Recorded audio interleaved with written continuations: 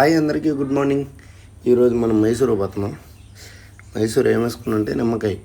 ఈ నిమ్మకాయ వేసుకొని పోయేటప్పటికి తెల్లారిపోయేటట్టుంది. కానీ ఈ కోలారు సర్కిల్లో మాత్రం వాన భయంకరంగా పడిపోయింది. అలా ఈ వానను చూసుకుంటూ ముందుకు పోయే కొంచెం వాన పడే ఉంది, కానీ ఎక్కడ పడకుండా ప్లేసే లేదు. ఇగో మన బెంగళూరు లొకేషన్లో అయితే ఇంకా భయంకరంగా నీళ్ళు నిలబడిపోయి ఉండే. ఈ కొండల ఏరియాలో కూడా నీళ్ళు నిలబడుతున్నాయంటే అదే నాకు చాలా ఆశ్చర్యంగా ఉంది. దేనికైనా సరే, ఎవరైనా సరే, ఎప్పుడైనా సరే ఈ బెంగళూరు సిటీలో లోడ్ వేసుకొని వచ్చేటప్పుడు 10 పైన అయితే సేఫ్గా ట్రాఫిక్ లేకుండా ఈజీగా వెళ్ళిపోతారు.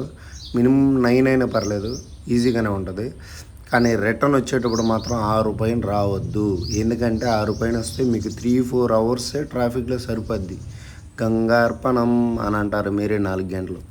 ఎందుకంటే నేను పడున్నా కాబట్టి. ఒక్కసారి కాదు, ప్రతిరోజు. కానీ ఇదే మైసూరు లైన్ మీద పోయేటప్పుడు మాత్రం స్పీడ్ మన బండి 94 వెళ్ళేసింది నెలలోన. నేను యాక్సిలేటర్ తొక్కి కదా అదే లేస్తుంది, ఎందుకంటే దొల్లేడు కాబట్టి. అలా సరనా టైమింగ్ లోడ్ కాబట్టి మార్కెట్కి వచ్చేసిన. ఈ నిమ్మకాయ ఆడ ఒక పాయింట్లో అన్లోడ్ చేసుకుని ఇంకో పాయింట్ కాడికి పోతా ఉన్నాం. ఏదైతే ఏడదానికి నచ్చునుంటే లైక్ చేసి, సబ్స్క్రైబ్ చేసి, ఫాలో చేసుకోండి. ఇది మాత్రం హోల్సేల్ ఏరియా మైసూరులో.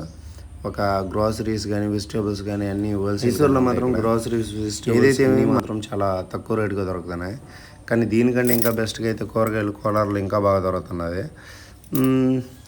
మేబీ ఇక్కడికి వచ్చి కొత్తగా వచ్చే వాళ్ళకి మాత్రం ఏమన్నా తీసుకోవాలనుకుంటే మాత్రం ఈ లోడింగ్ పాయింట్లు, ఈ వ్యాన్ ఉంది కదా, ఈ పాయింట్ కాడ బండి ఆపుకొని కోలార్కి రిటర్న్ ఒకటి అడగండి, వాళ్ళే చెప్తారు.